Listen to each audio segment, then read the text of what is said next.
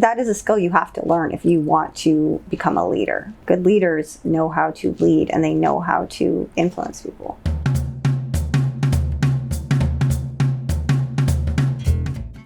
Marketing made me the most powerful marketing podcast in the world.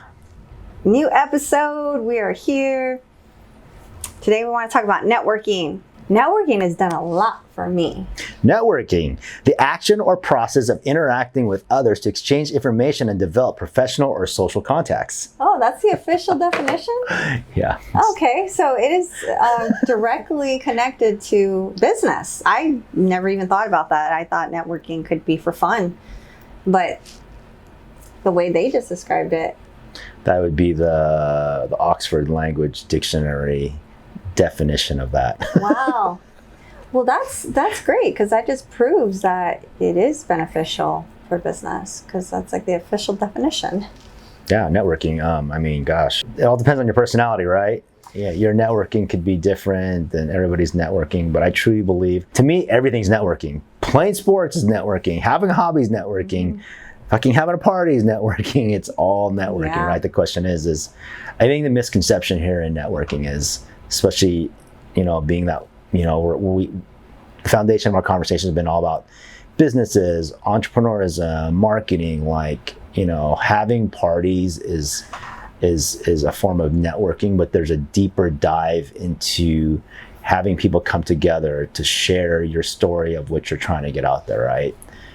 Because there's so many different aspects of networking that works for your business, whether it's collaboration, whether it's new ideas, professional developments, or CE, continuing education, and or just raw community development and getting out there and sharing your story. So such a big word. I just didn't realize, and how, what does that person that's starting a business feel about networking? Yeah, network the shit out of yourself, right? I mean, that is the fastest way to become successful. And I like to say I'm an extroverted introvert. Like I force myself to talk to people, but really? Yeah. In the industry that you're in? I know. I get social fatigue. I do. Really? Mm-hmm. Social fatigue for just being out? Going out, talking to people. So, I am a creature of habit. Like, I'm not in a relationship. So, I go out and I enjoy coming home alone.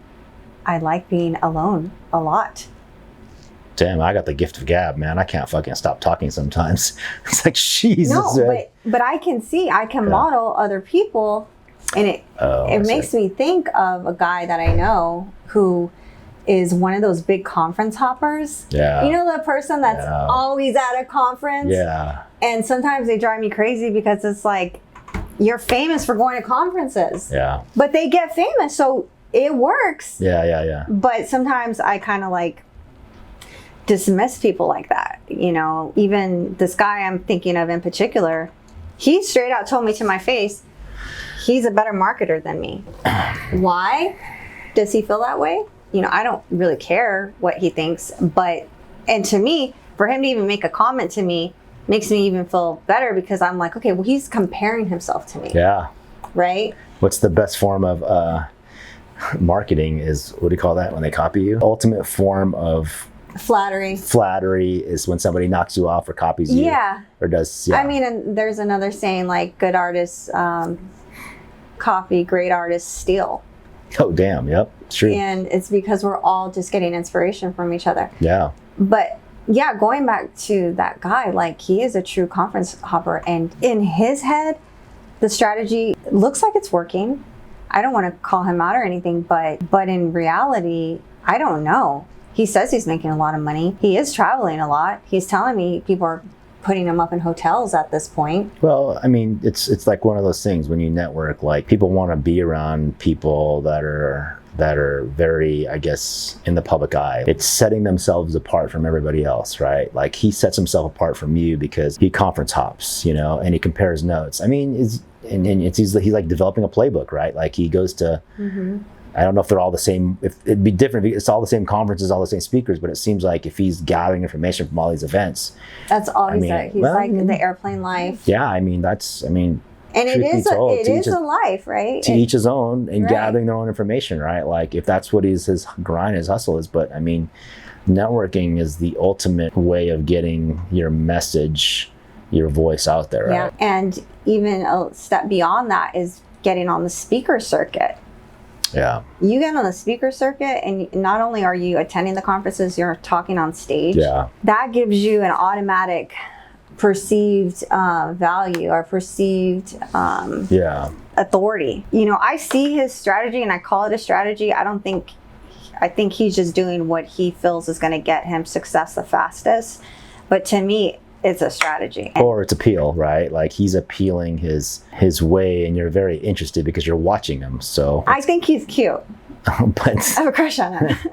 okay, but it's still there's this appeal to his strategy and conference hopping and him knowing all this information. At one point in time, it's still one of those things where he probably has a good amount of information, you know, especially. I do think he's smart. He is an actual friend of mine. You know, I've never told him this to his face. Like, you know, I've never given him, I mean, I don't talk to him like that. I talk to him more on a friend level, but this is my observation in my own mind about him. And your own. In my own mind, yeah. Okay. Yeah. All right. I mean, but I also used to date a big stage speaker. So I've seen the ins and outs of that. Like, this guy was like Elvis on stage, honestly. He had so many groupies. I even told him one time. Now you're talking like just like in these networking hubs? Is that what it is? Like, I met him at a networking event. I'm attracted to people's minds more than looks, you know. Got it, I get it. And so I thought he was like this really smart businessman, and he is, and he was a huge speaker. But I had been in the back of, as I started dating him, I started, you know, supporting him in a way, and like going and sitting more and more at his rooms and sitting in the back. And I really wasn't listening to what he was saying because I knew him. He became a networking groupie. Fuck. No, I wasn't a groupie. I was dating him. There were groupies there. It's crazy. And I went to support him, but I would sit in the back of the room, and I would see how these women would just like, I used to tell him he was like putting people in a trance. Wow, dude. He became like, he's like a cult leader in a way. Oh shit, dude. Yeah. How does that help for like a small business, right? Like you go there to learn about your small business, and you're just literally. I left one time because he wouldn't stop talking, because he could see. I literally left because the conference was like more than 3 hours, and I was like, really? Like, who can talk that much? So you're saying conferences and networking hubs don't work? No, I'm not saying that it doesn't work. I'm saying it does work. Okay. But I dated someone that went full throttle on speaking, the speaking circuit. I get it. And then when COVID happened, he took it to Clubhouse. Okay. And I saw him. I like Clubhouse, yeah. You know, so if he you still could control the room with his voice. So for those of you that don't know what Clubhouse is this voice portal. It's like a radio station for specific topics that you can be part of. So it's like the new form of, like, it's not a recorded podcast, it's not a video podcast live, it's nothing you have to wait for.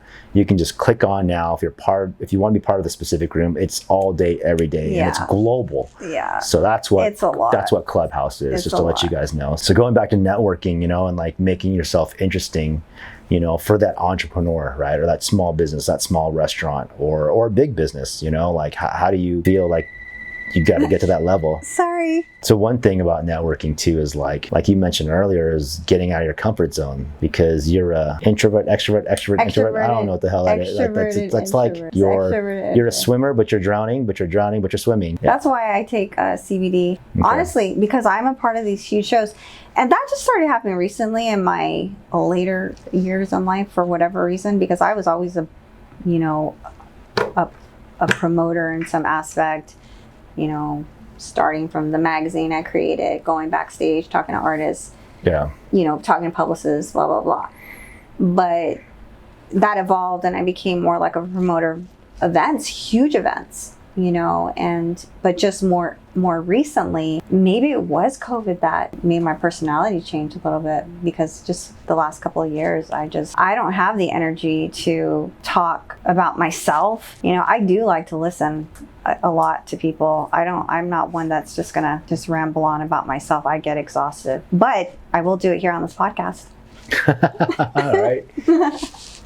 You know, for those of you guys who are starting businesses or in a business, work for the corporate sector, you know, I think it's a heavy tool that you need to set yourself apart from your competitive set, your people, your colleagues, to be able to enhance. You know, it's almost like a formula of information overload, accumulation, or data for yourself to be able to be that person. Because in your case, you went to these networking things, you met a dude and you dated, which is cool. You know, like for me, when I go to these events, it's connecting the dots and collaborations, right? Because I always feel like I can meet somebody and kind of like, yo, this is a new idea. Let's cross-pollinate the mental aspect of how we see the business, and kind of like see if we can create this energy to build something from nothing, right? That just made me think of the guy that threw that event. He is amazing. His name is Manny Lopez. He would be amazing to have on the show. Let's get him. He does. If you're out there, Manny, he would got totally a seat do right it. here for you. And this guy, he's always been doing like next level things, in my opinion. That's where I met the other guy that I was dating at his event. You just dated all these things, huh? No. The same person. I'm talking about one person here. I met him at my other Co-producer Daniel's laughing. Well, I'm telling you, it's only one man that I dated for 2 years, who was a really great businessman. But I met him at a good friend of mine, his event. Okay. Manny Lopez. Yep. He, when COVID came, changed his whole business model from speaking on stage to setting up virtual rooms. He did it really, really cool. He did it on this app called Remo. Mm-hmm. But anyways, we'll have Manny Lopez. We'll reach out to him, see if we can get him on the show. He doesn't know that other guy, obviously, because he had him on a stage. So you're basically creating like good connections, because you saw that he had this portal, which was actually beneficial for smaller businesses. It took me a long time to put those dots together, honestly. Yeah. I'm naive in some of the things that I do, right? Yeah. And like literally that event I went to support my friend. Yeah. I went to support him. I didn't have a goal in mind. I wasn't like, I'm going to hand out 100 business cards today. I never did any of that. I literally was just like, I'm going to go. It sounds like something fun to do, because I know Manny Lopez. He's a really personable person. So, but then I started seeing the like positives of the networking, right? Yeah. And so now, yes, I get it. Yeah. But this was like over 4 years ago, probably. So when you network for your small business, what types of questions do you ask yourself, or do you ask before you go into this room full of like 50,000 people? Do you have a plan when you go in there? That's a good point. I've never really put much thought into it. I don't. I just go in and like, let's talk, and what do you do? And it's like, fucking, like, that's what for me. For me, that's how the things tend to kind of pop off. You know, that's how you start making these relationships, because you just kind of going in, being uncomfortable going in, and like just like standing there freezing is not going to work. Yeah, like and going if it's a conference put on about something that you love, then usually like-minded individuals you're going to probably connect with someone because of the like-mindedness. Yep. I would encourage you guys to, go find out what's local. If you're an introvert like me, I know it's a little bit sometimes intimidating, but you'll be surprised. Everybody at those places, they're always at different levels. So we got some questions here from our producer. How to make yourself interesting. Think creatively outside of the box. Look what everybody's doing. You know what? Think creatively outside the box. Basically, do whatever the fuck you want. If you think it's gonna be beneficial for your brand, and people don't think it is, fucking do it anyways. It says how to make yourself stand out and attract people. Make them come to you. Yeah, be you, because you're about the brand. It's all about you. Do whatever the fuck you want, and if no one likes it and you're not selling anything, you're doing something wrong. You might want to ask somebody. But if you're having fun, you're doing it, then one person likes it, then two people like it, that's the momentum you want. You don't want to be defined by the industry that you don't want to be defined and follow this path of being shoved right in the main. Well, I wouldn't say shoved in the mainstream, because getting shoved in the mainstream is great because there's monetary reasons why. But if you're gonna do something, fucking do it how you see it, because you could be the next new idea, you could be the next new widget, you can be the next new way of doing something because you thought differently and you saw it differently, right? Yeah. I mean, so how to make yourself interesting, that is a really good question. And I think the best way is, this is one of the other books I'm actually listening to right now, Artist Seduction. It's a great book. I'm not even that far in right now, but literally he's just thinking of how you get people. It's kind of like that other book, like How to Make Friends or whatever. Yep. It's basically, there's a book, I can't remember the title. How to Make Friends? How to influence people and make friends, something like that. But it's really books on that shit? Yeah. It's, some people don't know how to. And I apologize, and you're probably right. I don't know. I didn't know that. It's interesting. Yeah, it's a book. I haven't listened to the whole thing. I'm listening to the Artist Seduction right now. So what's it tell you? Like, hi? Hello? No. It's just like how to, like, I'm just curious. Let your guard down and. Got it. Be vulnerable. Yeah. Be vulnerable, be open, listen. Yeah. It's not your way, the highway. I get it. Okay, that makes sense. Yeah, no, and I'll keep listening to that book because I just started it, but I really think it's a good one. The Artist Seduction. You can use that in so many aspects of your life. We all started at sales from when we're a little kid, when we're trying to convince our parents why they should give us $5. Yeah. Or why they should let us sleep over at our friend's house. Yep. There's just a lot of ways you can apply different things to talk to people, and you could use it for good or for bad. Yeah. Use their powers for good. You can influence people, and that is a skill you have to learn if you want to become a leader. Good leaders know how to lead, and they know how to influence people. Yeah, no, absolutely. I mean, influence is probably the biggest thing, because once you start getting on that influence train, that's where the networking comes in. That's where, like, the robust ideas of bringing groups of people together with a common interest to kind of, I don't know, do what they do. It becomes that part of that realm. I mean, I truly believe everything is networking. Do you have any networking events coming up? I'm just curious. Off the top of my head, there's a couple. There's a couple. I mean, so for what I do, yes, there's this part of my life in the public servant side. There's a lot of networking events.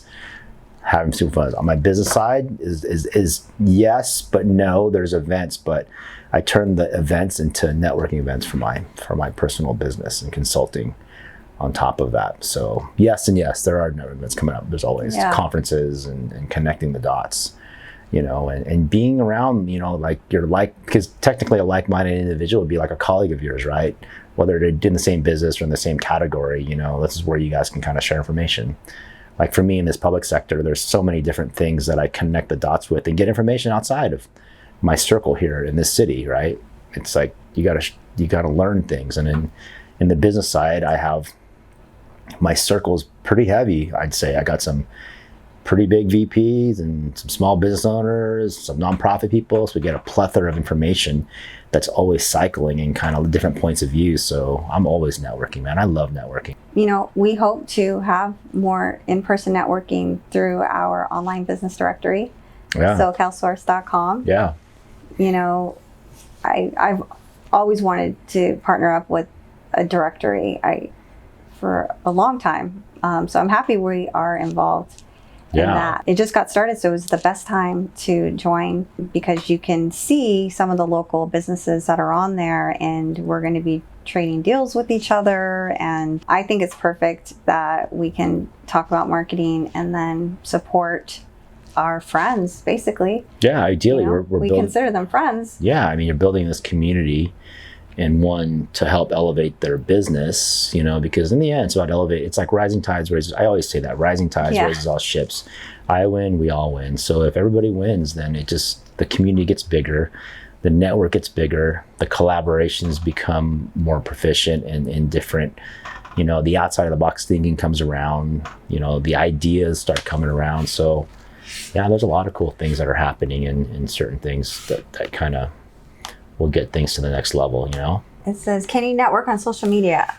Yeah, you definitely can. I actually have some help on my Instagram. I have someone that actually, they don't post for me, but they help me answer DMs and stuff like that. And that's huge. If you're trying to grow your followers, you literally just need to engage with people. Have conversations, conversations Real is conversations. big. DMs, I don't care, it's LinkedIn, Instagram, Facebook, have conversations. And yes, you should be on social media, but just know that if you're on social media, it's amazing if it's managed correctly, but if you don't manage it correctly and monitor it, it could be ultra detrimental to you as a brand. Yeah. For example, like, hey, you post or you say something that rubs somebody the wrong way, and then they start commenting, and then this trail starts commenting just all negatory to you or your brand, and if you're not managing it, it could get really ugly. So I mean, it's like, just watch what you say, right? It's kind of like that too, but there's this, you have your amendment here of freedom of speech. So, but yes, you should definitely be able to market. It's just such a faster way to get information out there, right? And build a network. Follow us on Instagram at Marketing Made Me, please. Yeah, send us a DM. We will definitely answer. Here's a good question. Elevator pitch.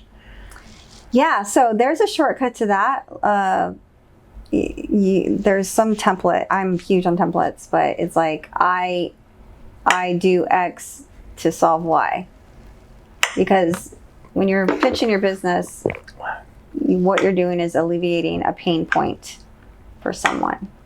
Okay. You're either removing pain or providing pleasure. Those are two of the things why people make purchases. So your elevator pitch should really say how you solve a problem. So, I just say who, what, when, where. Okay. Who are you? What do you do? And why? Or why? Who, what, why? This is me. This is what I do. How do we connect? Yeah, and we're doing marketing consultations. I think that's REI and the team. I think that's making great progress. We're super excited about that. Calling yourself a consultant, I think you have to put in the years of work. To me, that's a great title, but you have to be able to back it up, right? Yep. People have to look to you because they've seen you went through your own processes and developed actual blueprint to hand off to another person. And that's why I'm really big on systems. So yeah, my elevator pitch would be like, I help businesses develop a marketing strategy. So that'd be your verbal, your elevator pitch. What about like, now that you got to think about it, like social media is so fast, what would be your social media elevator pitch? Like, what is those 5 words you put like on your Instagram handle that people know you by? How crazy is that? That's like an elevator pitch too, if you think about it, right? It is. It really is. Because the first thing people are going to do is going to look you up. Yeah, they're going to look you up through IG. On social media. They're going to look you up to TikTok. They'll get to Facebook. Then they'll get to the static web page. That's true. The static web page. But I mean, think about like elevator pitch. I think the elevator pitch has changed too, man. Like the days of walking into the CFO in an elevator is still apparent, but there's so many different ways, man. Like it can be surfing with your bros and you just run into somebody like, yo, what's up? Or however it may be. But now like those crucial words, because sometimes when you probably do this when you're rifling through Instagram, like, who is this person? And then they put their first 3 lines, and that's an elevator pitch to see if you will go down deeper into that person's handle, right? Yeah, so a marketing tip too on Instagram, underneath your name, you can put your title. And so if that will come up with your name. So like on mine, it says Angelica Productions Experiential Marketer. So you can add that to your name. So now when people find me, they see Experiential Marketer. And I really like experiential as a word in general, like, because everything now has become so like metaverse driven that we are able to broadcast a brand's message through experiences. Yeah. That makes complete sense. I love saying I'm an experiential marketer. And it comes down to customer service. It could literally just be as basic as that. Like, yes, we're a marketing company. Yes, there's a million of them. But how do we stand out? Well, through customer service, through the process, you know, so there's all these other things that you can take upon yourself. So I think everything comes down to experiences, you know. Yeah. So final 2 cents. Networking. Get out there, be uncomfortable, get in people's faces, share your story. And listen. Yeah, listen's good. There is a comment here that I do like. Say their name. The best noise someone can hear is their name. It's a good one. I forget everybody's name. Yeah. I'm everywhere, and I'm just like, fuck, I forgot your name, but I've had multiple conversations with you. Yeah, I'm so bad. Yeah. No, I get that for sure. Cool. Well, hope you enjoyed this episode of Marketing Made Me, and we'll see you next time. But don't forget to like and drop us a comment. Let us know what conferences you're going to right now, or networking events. Yeah, let us know. If you're in the LA area, maybe we'll go. Yeah. Bye. Super Shaka.